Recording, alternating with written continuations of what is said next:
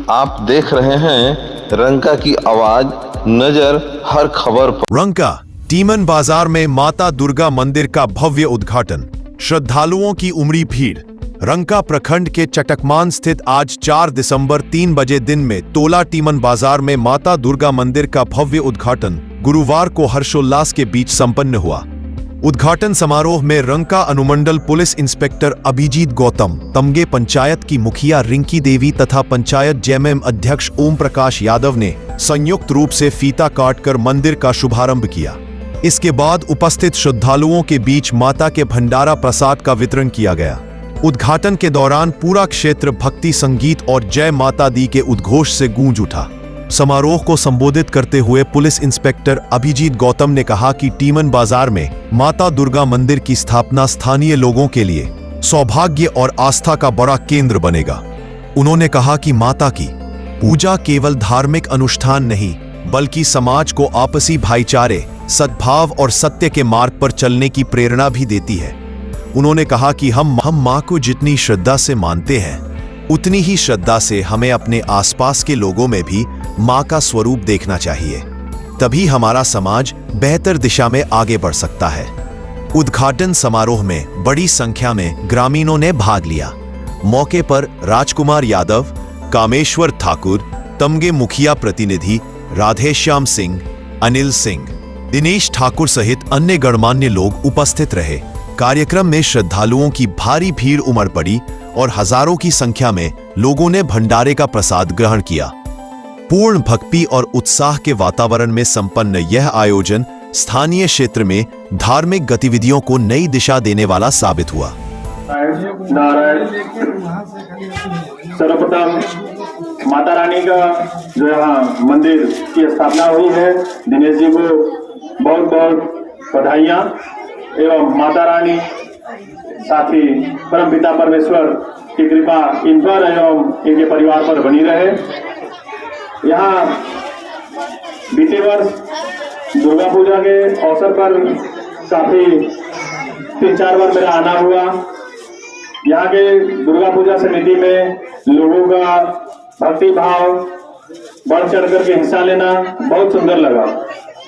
आप लोगों से एक निवेदन है, आग्रह है, हमारे शास्त्रों में भी लिखा गया है, यत्र नारी पूज्यते तत्र रमन्ते देवता। जहाँ नारियों की पूजा, तो आप लोग अपने घर में भी जो नारियां हैं, चाहे जिस भी रूप में हो, माता के रूप में हो, पत्नी के रूप में हो, बेटी के रूप में हो, उनका मान सम्मान एवं आदर करें। साथ ही साथ केवल अपने घर की बहू बेटियों का मान सम्मान न करें, अपने अगल बगल में भी जो बहू बेटियां हैं, माताएं हैं, उनको भी आप माता के रूप में ही दर्जा दें, बहू बेटी के रूप में दर्जा दें। इससे एक सुंदर समाज की परिकल्पना है। एक छोटा सा वाक्य है, जब रामचरितमानस में युद्ध राम और रावण के बीच का समाप्त हो चुका था, लंकाधिपति रावण युद्ध क्षेत्र में लेटा हुआ था, मरणासन।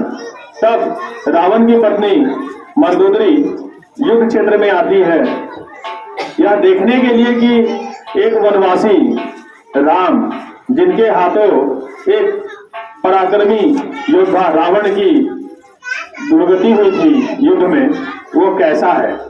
क्योंकि दशानन रावण उस समय का सबसे शक्तिशाली राजा हुआ करता था। जब मंदोदरी युद्ध क्षेत्र में आई, उस समय दोपहर का समय था। मंदोदरी की परछाई मर्यादा पुरुषोत्तम श्री रामचंद्र जी के पीठ पर पड़ती है। परछाई पड़ने के आभास, कितना सूक्ष्म आभास है।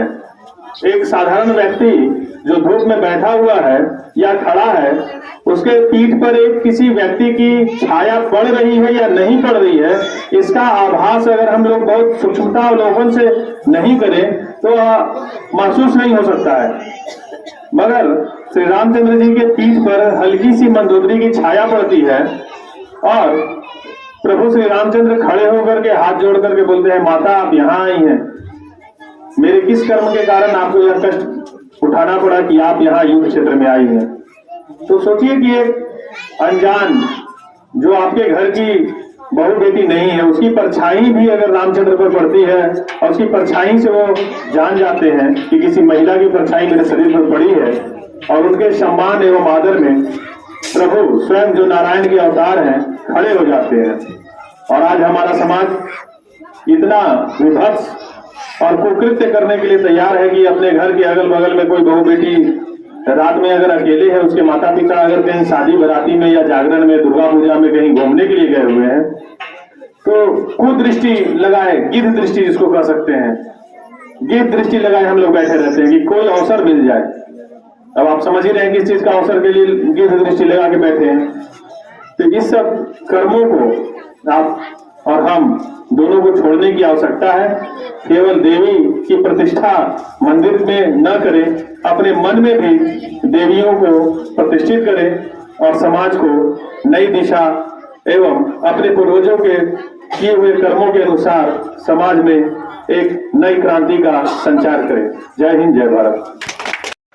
सबसे आगे सबसे पहले रंका की खबर पाने के लेकर रंका की आवाज को सब्सक्राइब करें और बेल घंटी को दबाकर रंका की खबर को पहले प्राप्त करें। रंका की आवाज सबसे आगे सबसे पहले।